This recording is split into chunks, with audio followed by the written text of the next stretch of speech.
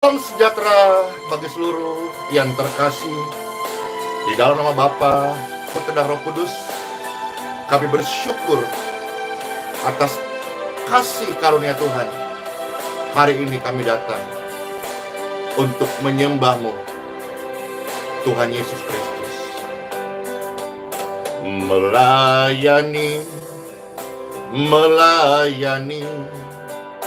lebih sungguh, melayani lebih sungguh. Tuhan lebih dulu melayani kepadaku, melayani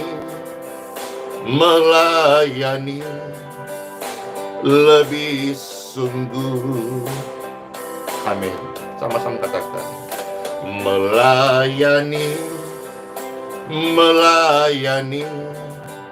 sungguh-sungguh. Katakan sungguh-sungguh. Melayani sungguh-sungguh.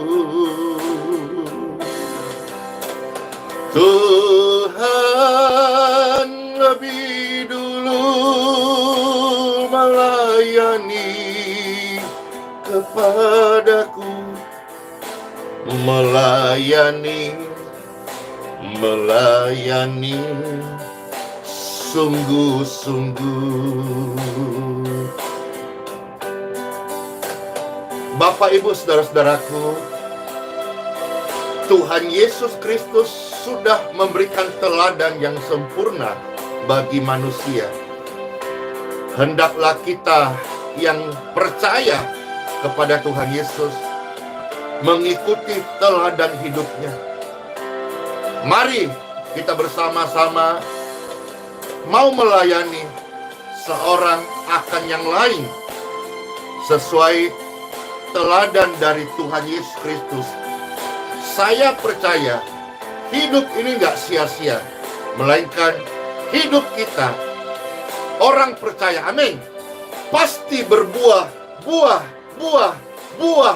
yang sangat lebat, amin. Tuhan lebih dulu melayani kepadaku, melayani lebih sungguh, melayani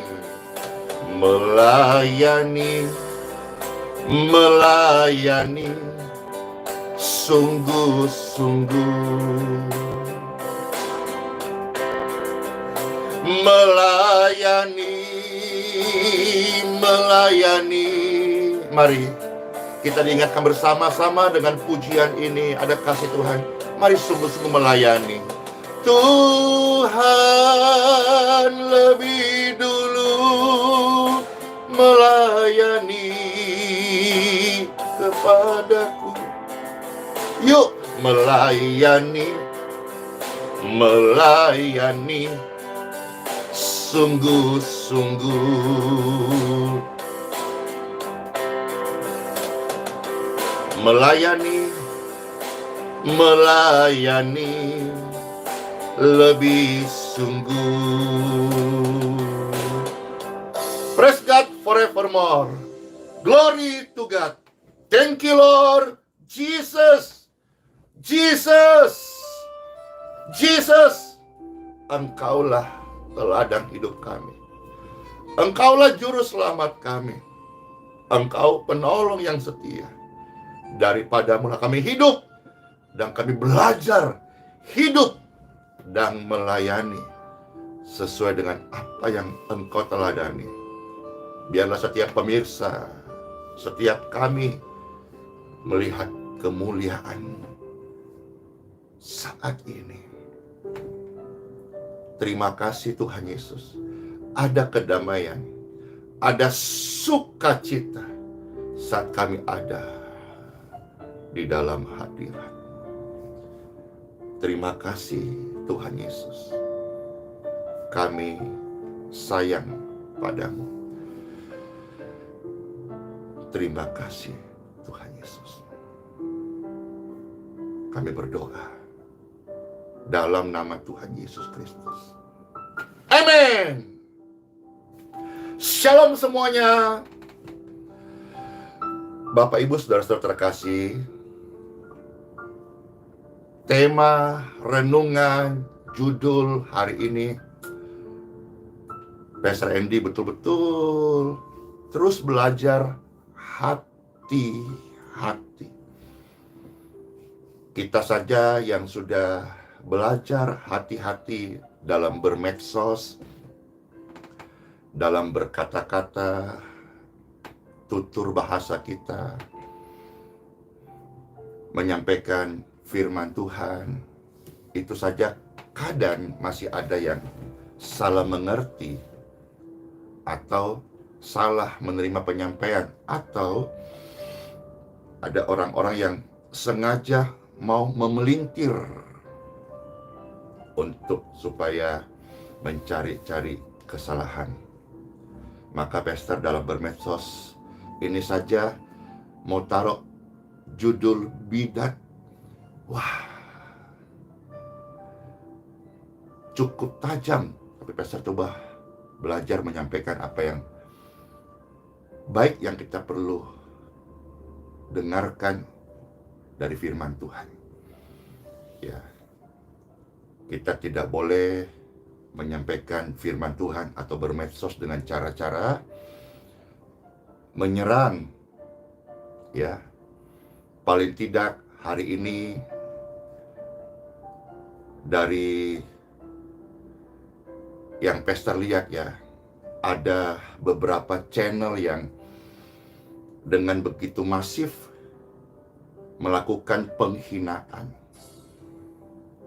dengan dalil menyampaikan kebenaran.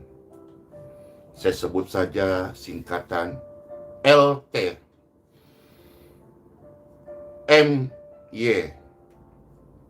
MS. Biarlah ini menjadi nasihat kepada pemilik channel ini, karena mereka melakukan hal-hal yang kami duga terdapat pelanggaran.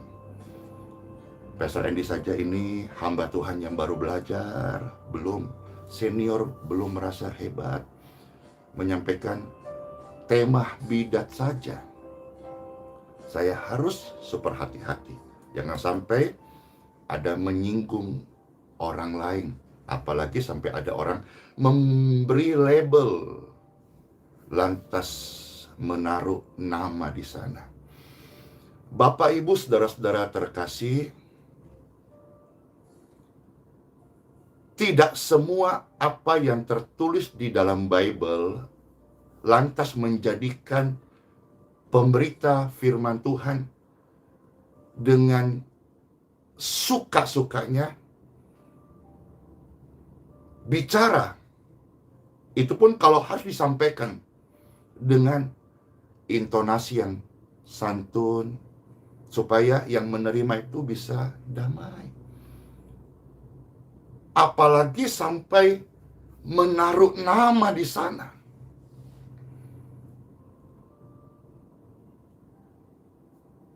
Bible banyak mencatat hal-hal yang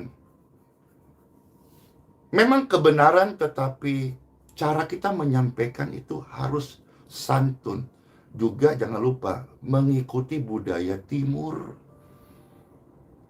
Tidak lantas ada orang yang kan Alkitab bilang begitu, jadi saya mensuarakan.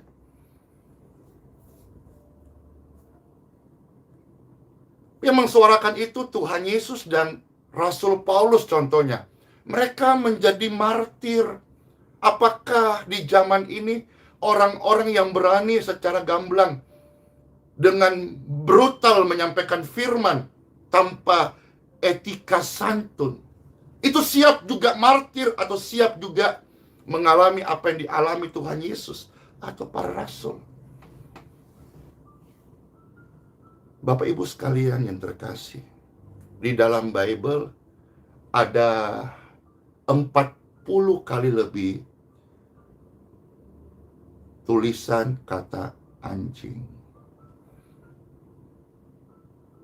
Itu tidak membuat kita sebagai orang yang penyampai firman, yang dipimpin Roh Kudus, lantas kita berkata, sebut kata tadi itu dengan arogan, lantas menaruh nama orang di sana. No. Di dalam Bible ada sekitar 25 kali disebut kata babi. Tapi apakah karena ada tulisan itu kita lantas dengan gampang mengatakan, hai kamu, hai AS, lalu kasih label itu? Nggak boleh Bapak Ibu, nggak boleh. Ya, jadi kira-kira pengantar pembukaannya supaya kita sama-sama mengerti. Hendaklah setiap orang percaya dipimpin oleh Roh Kudus. Nah, kalau kita sudah tahu dasar-dasar ini, niscaya negeri kita, khususnya dalam kita sekarang sedang masuk pelayanan online, apalagi sekarang dengar-dengar ada istilah apa? Metaverse. Satu dunia online, dunia maya. Ya, Pastor belum mengerti. Coba nanti mau, apa sih sebetulnya metaverse itu? Ya, paling tidak, yang saya tahu bahwa sebelum kita melayani orang lain, apalagi kita menyampaikan kebenaran firman Tuhan yang kudus, agung, suci, dan mulia, mari kita belajar beretika dulu dalam berkata-kata, supaya orang yang mendengar itu dibangun hidupnya dan menerima kasih karunia. Yes, time for Bible. Ya, jadi saudara-saudara, nasihat tadi itu saya ulangi untuk LT, MY, MS. Ya, channel ini saat ini diprofiling. Ya, nasihat ini mudah-mudahan berguna.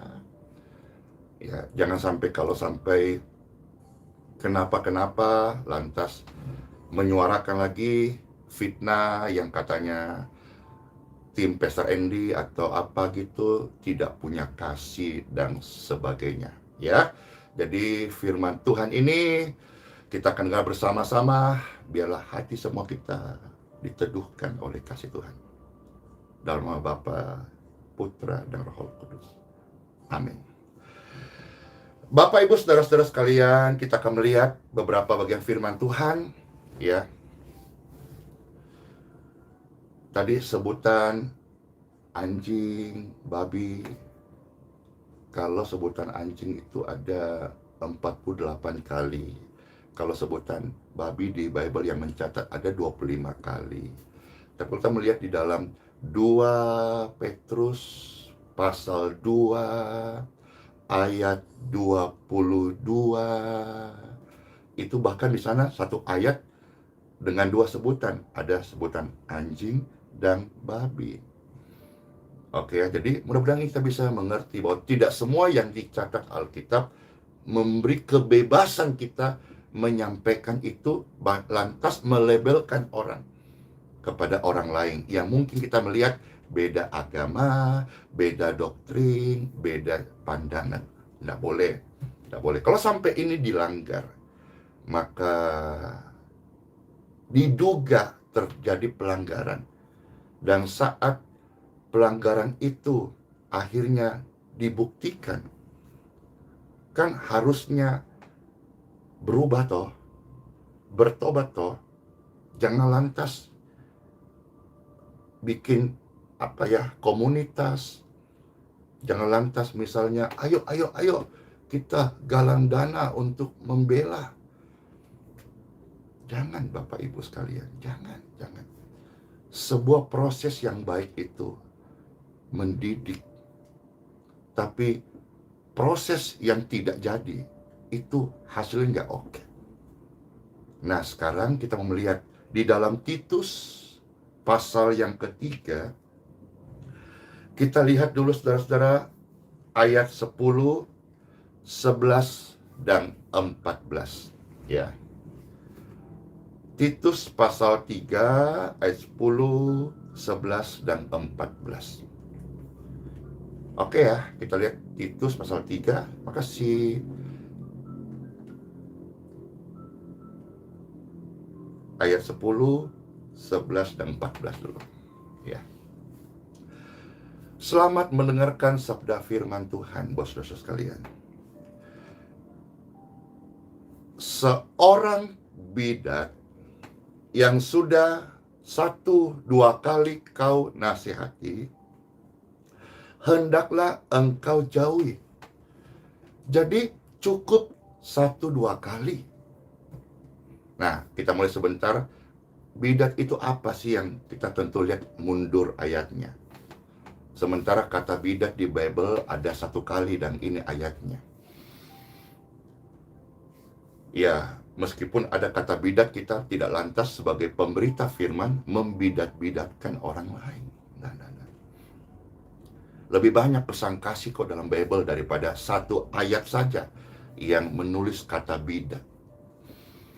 Bapak, Ibu, saudara-saudara sekalian, kalau kita harus menasihati seseorang yang Alkitab bilang bidat, cukup 1-2 kali.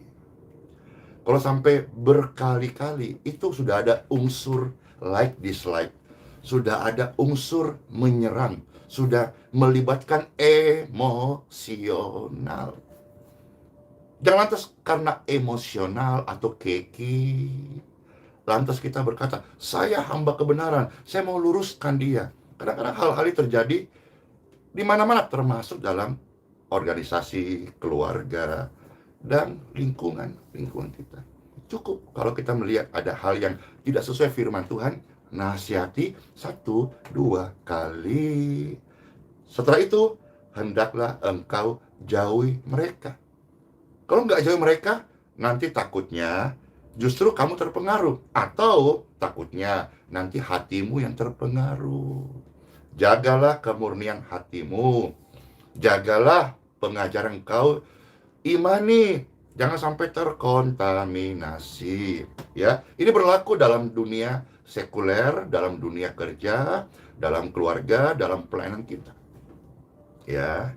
Nah, ayat 11. Engkau tahu bahwa orang yang semacam itu benar-benar sesat. Dan dengan dosanya mereka sebetulnya menghukum dirinya sendiri. Ayat 14 ya. Dan biarlah orang-orang kita juga belajar. Ya. Selalu saya katakan bahwa hidup ini adalah perjalanan. Sekarang Pastor melayani Tuhan dan sesama. Maka pelayananku kepada Tuhan dan sesama adalah sebuah perjalanan. Perjalanan untuk belajar. Maka selama kita merasa perlu belajar, maka kita akan dijauhkan dari kesombongan. Tapi selama kita merasa sudah pintar, apalagi membangga-banggakan saya seorang pengajar, biasanya orang itu ada kesombongan, ya. Biarlah orang-orang kita juga belajar melakukan pekerjaan yang baik untuk dapat memenuhi keperluan hidup yang pokok. Supaya hidup mereka, apa saudara-saudara, jangan tidak berbuah. Manusia itu pasti berbuah sih. Cuman masalahnya buahnya itu apa? Kalau kita bicara soal pelayanan juga pasti berbuah kok. Cuma kembali buahnya itu apa? Ya.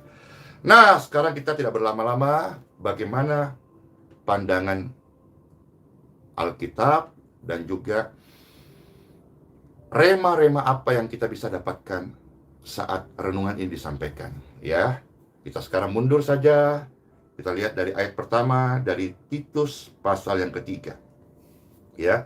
Sekarang kita lihat Titus pasal yang ketiga ayat 1 sampai ayat yang ke-10. Nah, rema yang Pastor ini dapatkan selalu bersumber dari Bible. Kalau kita mau cari di Google, Bapak Ibu, Apa itu bidat itu? Aduh, banyak sekali istilah-istilah. Tapi saya sebagai hamba Tuhan, saya belajar. Iya, saya hamba Tuhan yang memang masih belajar. Saya belajar apa yang Bible tulis saja gitu, maka saya bacakan. Jadi, apa yang pastor dapat rema, bidat itu apa? Bidat itu bagaimana? Bidat itu siapa? Ya, maka kita lihat ayat sebelumnya. Apakah di sana ada keterangan, ada kebenaran, ada rema yang bisa kita ambil untuk kehidupan kita di dunia yang sementara ini, supaya kita menjadi hidup yang berbuah. Ya. Nah, sekarang kita lihat yuk ayat 1 sampai ayat yang ke-9 dari Titus pasal 3. Ingatkanlah mereka supaya mereka tunduk pada pemerintah. Jadi yang pastor dapat rema di sini adalah seorang bidat itu tidak tunduk pada pemerintah. Berarti bisa juga pemberontak. Karena pemberontak itu melawan Tuhan. Kok bisa, pastor? Orang yang memberontak kepada pemerintah melawan Tuhan, firman Tuhan. Karena Tuhan berkata, pemerintah adalah alat Tuhan di muka bumi ini. Ya. Lanjut. Dan orang-orang yang berkuasa, taat dan siap untuk melakukan setiap pekerjaan yang baik. Ayat yang kedua. Janganlah mereka memfitnah. Jadi, pastor melihat kebalikannya. Seorang bidat adalah orang yang suka memfitnah. Maka kita sebagai orang percaya, jangan menjadi pribadi yang suka memfitnah. Ya. Janganlah mereka bertengkar. Jadi, seorang bidat suka bertengkar. Mungkin di seputar pembenaran diri, membenarkan diri, merasa paling benar. Jangan ya. Hendaklah mereka selalu ramah dan bersikap lemah lembut. Ini lemah lembut bukan lemah gemulai ya. Ini lemah lembut artinya apa ya? Ya santun dah gitu. Lemah lembut kepada semua orang. Lemah lembut termasuk kepada pengfitnahmu, kepada orang yang menjahati engkau. Ketika engkau ketemu dia, ya ndak usah A, B, C, aku benci kamu. Ndak usah. Jabat tangannya, kalau perlu rangkullah dia. Karena orang yang mendidik, dia tidak boleh dikuasai emosi. Bagaimana orang yang emosi, dia mendidik orang lain. Terlebih dahulu didiklah emosimu dulu. Paling tidak kendalikan dirimu. Supaya kau bisa mendidik orang lain. Apa jadinya kalau misalnya kita ketemu dengan orang yang memfitnah kita, lalu kita, kamu nggak tahu ya, saya siapa ya? Saya ini, mantan preman, buka tato gitu, itu enggak, saudara-saudara. Dulu iya, tapi sekarang karena saya dalam Kristus, dia mampukan saya untuk lemah lembut. Lemah lembut bukan lemah. Tapi lemah lembut itu adalah orang yang dipimpin Roh Kudus. Tetapi orang benar itu tentu punya the line of honor. Garis kehormatan. Kita nggak usah bicara terlalu sesuatu yang hiperbola. Karena kasih. Setiap orang pasti punya garis kehormatan. Semisal Bapak Ibu orang tua punya kasih seorang anak Tuhan yang cinta Tuhan, berbuah lebat. Lantas ada orang masuk rumahmu, memporak-porandakan rumahmu, lantas mengganggu anakmu. Nah, pasti bertindak kan, pasti terusik kan, pasti keluar kamu. Jangan di sini, kamu mengganggu saya. Karena kenapa? Ada hal-hal yang lain yang kita bisa, ya sudah, ampuni, lupakan, belajar, tak nasihatin. Tapi ada hal-hal yang memang harus prinsip itu dinyatakan. Bukan berarti orang yang menyatakan prinsip itu nggak punya kasih. Enggak.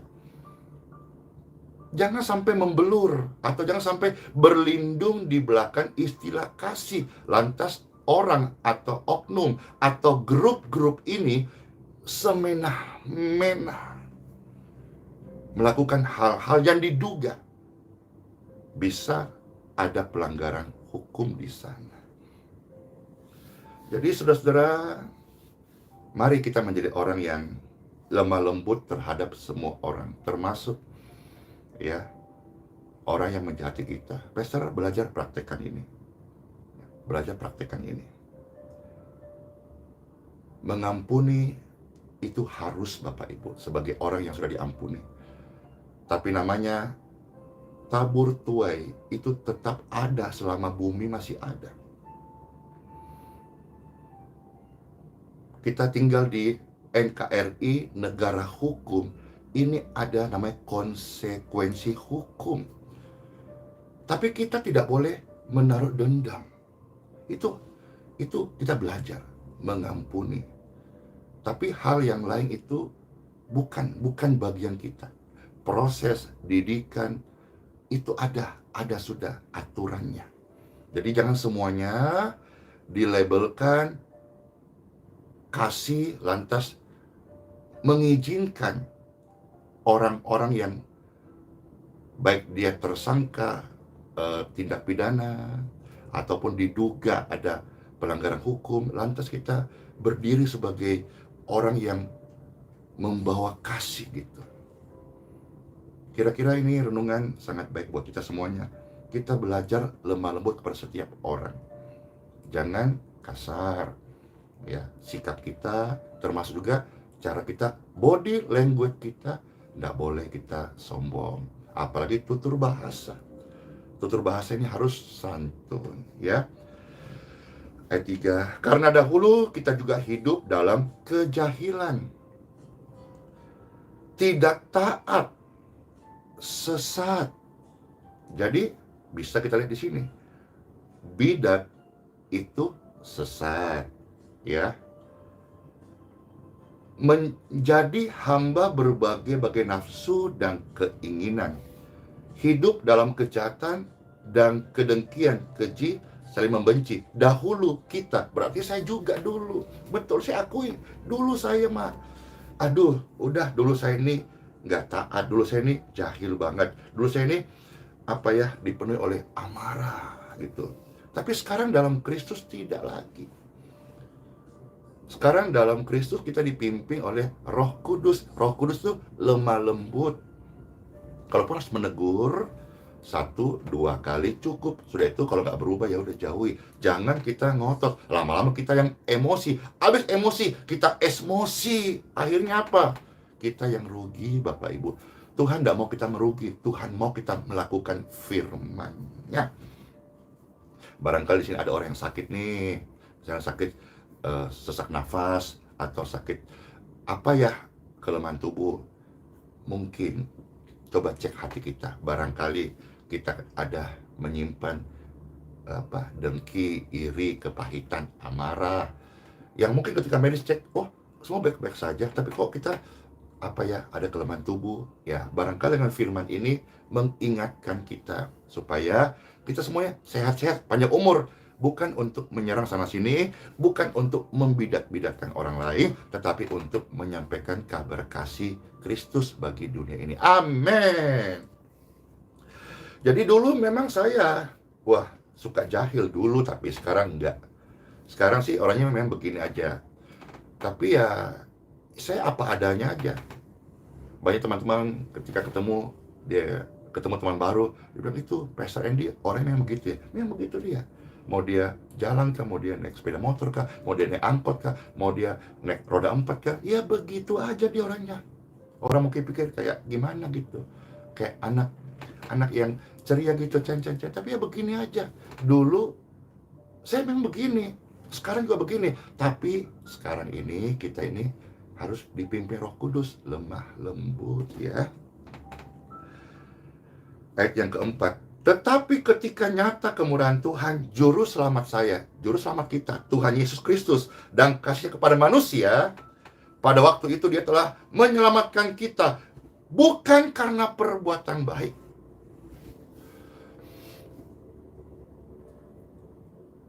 Ada yang nasihatin Pastor Andy, kalau Pastor Andy misalnya tidak mengikuti apa yang dia nasihatin, nanti ini karunia Tuhan, karunia doa, karunia kesembuhan, nanti dicabut sama Tuhan. Lalu Pastor renungkan, dan Pastor kasih sebuah jawaban. Ya, saya tahu Tuhan kasih kita masing-masing karunia, itu bukan karena kita sempurna. Seandainya pemberian Tuhan karunia, lantas kita harus sempurna, saya pasti tidak bisa. Karena saya ini, kita ini, saudara-saudara, kita diselamatkan, kita diberi, kita diberkati, kita dianugerahi, bukan karena perbuatan baik. Yang nasihat siapa? Orang Kristen. Nah, sama-sama orang Kristen, mungkin di sini ada perbedaan cara pandang kita kepada kasih Tuhan. Tapi it's okay lah, cara pandang yang berbeda tidak lantas berdiri sebagai masing-masing musuh. Tetap saudara dalam Tuhan. Kita kalau kumpul, ngobrol, diskusi, sharing, yuk kita cari hal-hal yang kesamaan aja lah. Jangan yang perbedaan. Yang asik-asik saja, yang saling membangun saja.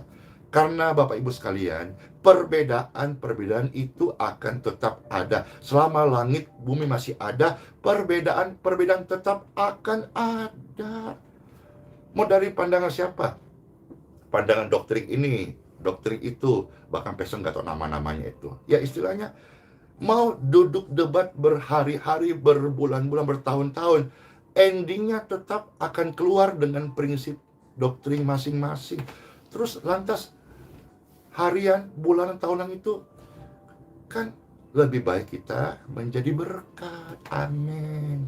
Menjadi berkat. Amin. Ya. Yang sudah dilimpah kepada kita oleh Tuhan Yesus. Kami lihat ayat yang ke-7 sampai ayat yang ke-9. Pastor baca dari itu pasal 3 ya. Supaya kita sebagai orang yang dibenarkan oleh kasih karunia-Nya berhak menerima hidup yang kekal sesuai dengan pengharapan kita. Tunggu. Rasanya kita tadi kelompatan ayatnya deh. Ya, tadi kita rupanya sampai ayat yang ke-5. Ya. Izinkan Pastor mengulang Titus pasal 3. Sekarang membaca mulai ayat 5 sampai yang ke-9 ya. Pada waktu itu Dia telah menyelamatkan kita bukan karena perbuatan baik yang telah kita lakukan, tetapi karena rahmat-Nya oleh permandian kelahiran kembali dan oleh pembaharuan yang dikerjakan oleh Roh Kudus. Roh Kudus pimpin kami, ajar kami. Kami mau menjadi dewasa dalam rohani kami. Yes. Yang sudah dilimpahkannya kepada kita oleh Tuhan Yesus Kristus, Juru Selamat kita, supaya kita sebagai orang yang dibenarkan oleh kasih karunia-Nya berhak menerima hidup yang kekal sesuai dengan pengharapan kita. Perkataan ini benar, dan aku mau supaya engkau dengan yakin menguatkannya, agar mereka yang sudah percaya kepada Tuhan sungguh-sungguh berusaha melakukan pekerjaan yang baik. Jadi orang jangan suka cari gara-gara.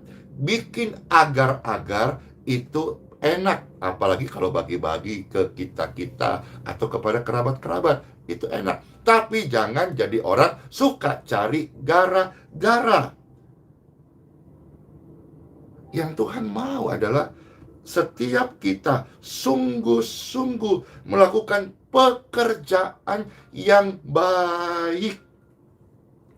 Yang baik itulah yang berguna bagi sesamamu, yang berguna bagi manusia. Ditegaskan kemarin ayat yang ke-9 Bapak Ibu. Ayat 9, tetapi please, mohon, saya hamba Tuhan, coba menyampaikan kembali apa yang dikatakan Titus pasal 3 ayat yang ke-9. Saya pakai kata mohon, please. Hindarilah persoalan yang dicari-cari. Itu bodoh, kata firman Tuhan. Baik persoalan silsilah, percekcokan, dan pertengkaran. Tentang apa? Mengenai hukum Taurat. Hukum Taurat itu dalam bahasa Inggris the law, hukum. Tapi dalam bahasa tulisan Ibrani itu menjadi Torah, tau, wow, res, he. Torah. Torah itu adalah ajaran. Jadi dari ayat 9 ini kita diingatkan di zaman kini, masa ini saudara-saudara. Mari, hindarilah persoalan dicari-cari. Hindarilah percekcokan. Hindarilah debat-debat yang membuat pertengkaran mengenai hukum Taurat. Berarti hindari juga perdebatan pertengkaran yang berhubungan dengan teologi. Ya, hindarilah persoalan dicari-cari. Persoalan nggak usah dicari-cari Bapak Ibu, sudah ada, datang sendiri, nggak usah tambah-tambah. Ya mungkin renungan ini hari ini tidak ada Pastor sampaikan, kalau tidak adanya hal-hal yang terjadi seputar apa ya di dunia medsos saat ini, orang-orang membuli, menyerang pelayanan ini. Ya, mudah-mudahan dengan ayat-ayat firman ini meneduhkan hati, dan kita sama-sama yuk belajar introspeksi diri tanpa perlu menghakimi sana atau tidak usah belajar. Dunia, saya tahu Bapak Ibu dalam jumlah yang besar sedang membutuhkan kasih Yesus yang nyata. Dan saya mau Tuhan. Saya nggak mau menjadi orang yang ikut masuk dalam kolam perdebatan, apalagi perdebatan teologi. Saya tidak mau Tuhan. Tapi mudah-mudahan dengan ini bisa menguatkan saya dan mengingatkan semua kita, bahwa apa yang ditulis dalam Bible itu baik, tetapi ketika kita sebagai hamba Tuhan menyuarakan, kita harus bijak. Cara menyampaikannya harus santun. Tidak boleh ada tendensi menyerang, apalagi sampai melabel dengan nama pribadi.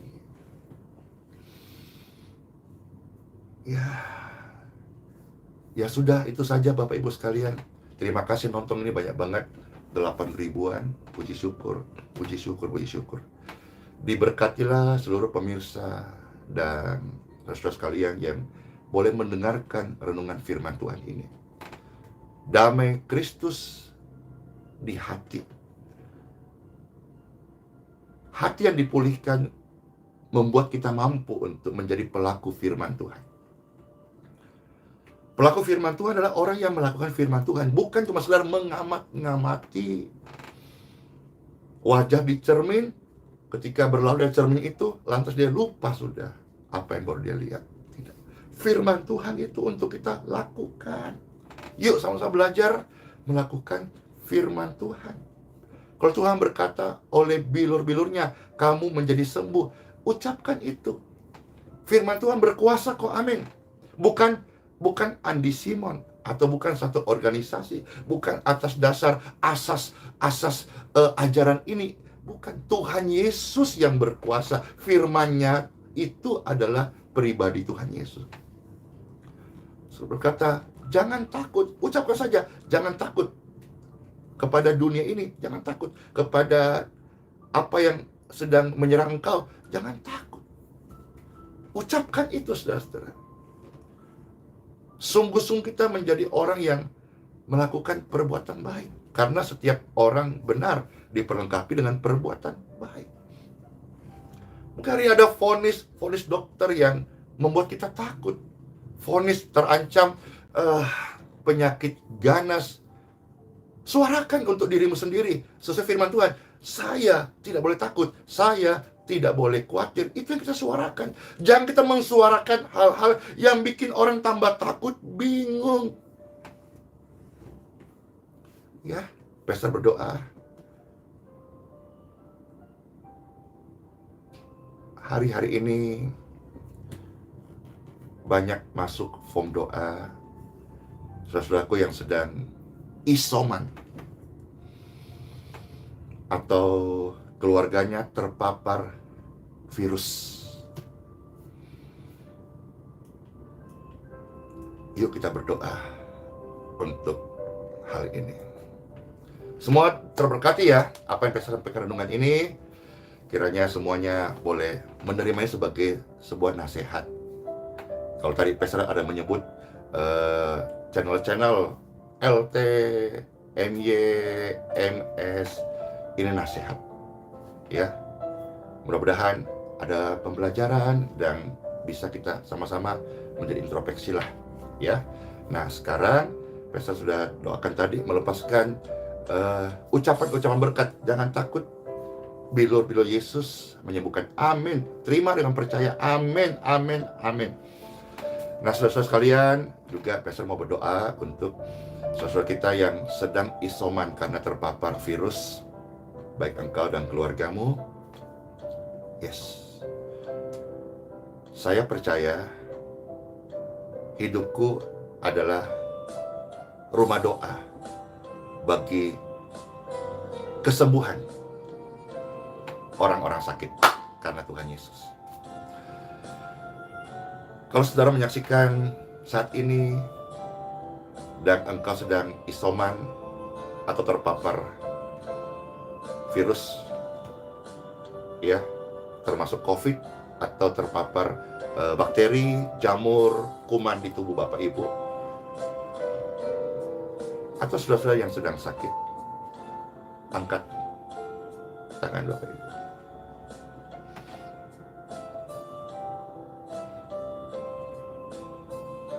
Tempat di mana suara doa ini terdengar,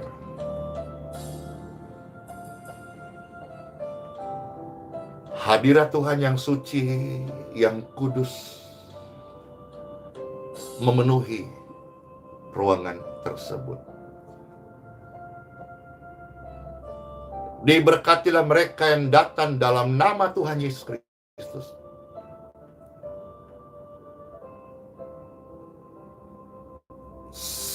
Saat ini juga, dimanapun saudara-saudara angkat tangan, termasuk engkau yang sedang terbaring di rumah sakit, termasuk Bapak Ibu yang sedang lemah tubuh, dan termasuk saudara-saudara terkasih yang sedang duduk di kursi roda. Sedapatnya angkat tangan, atau paling tidak kasih sign, kasih tanda. Engkau siap datang dalam nama Tuhan Yesus. Maka demi kemurahan surga, in Jesus name, aliran kesembuhan, touch. One more I pray, Lord, in Jesus name, touch. You heal,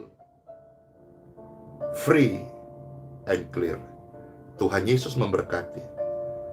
Kesaksian ini menjadi kemuliaan bagi nama Tuhan Yesus Kristus.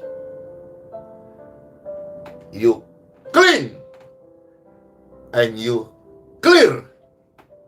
Gangguan pada paru-parumu dipulihkan. Yang hari ini terpapar dan positif virus, demi kemurahan Tuhan, setelah doa ini, engkau dipulihkan. Engkau clean. Dan dalam berkat Tuhan, engkau mendapat kehidupan yang baru. Setelahnya, yuk sama-sama kita menjadi bagian pribadi yang melayani Tuhan. Setiap proses yang kita alami itu adalah didikan untuk kita introspeksi dan menjadi manusia yang sungguh-sungguh melakukan firman Tuhan. Saya percaya lawatan kesembuhan sudah men-touch tubuh Bapak Ibu sekalian. In Jesus name. Soli Deo Gloria. Saudara-saudara sekalian, sekarang coba berdiri yang di kursi roda, yang terbaring lemah, coba duduk, makan minum secukupnya. Yang sedang ada gangguan di seputar dada, pernapasan, coba one step by step untuk jalan. Saya percaya pemulihan sedang terjadi atas hidupmu. In Jesus name. Terima kasih Tuhan Yesus buat kasih kuasa-Mu serta firman-Mu yang memberkati kami semuanya. Sama-sama kita katakan amin, amin, amin, amin, amin, amin. Yes, nafas Anda dipulihkan, paru-paru Anda disembuhkan, dan segala bakteri, jamur, virus, kuman out dari tubuh saudara-saudara sekalian. Selamat masuk hari yang baru, selamat hidup baru, hidup bagi Kristus. Tanggalkan pola hidup yang lama, yang suka sesat-sesatkan, yang suka emosi, yang suka dengan hal-hal yang dibenci oleh Tuhan. Dan sekarang masuklah hidup yang baru. Saya perkatakan, tumor out in Jesus name, cancer out in Jesus name, dan kesembuhan, aliran kasih Tuhan Yesus mengalir luar biasa di setiap rumah, tempat di mana suara doa terdengar. Haleluya. Yes. Sola Fide. Selamat masuk hari yang baru. Hiduplah dengan iman. Immanuel, Tuhan Yesus sertai kita sampai selama-lamanya. Amin. Agar semua suku bangsa datang menyembah Tuhan Yesus, memberkati. Sayo, dadah semuanya.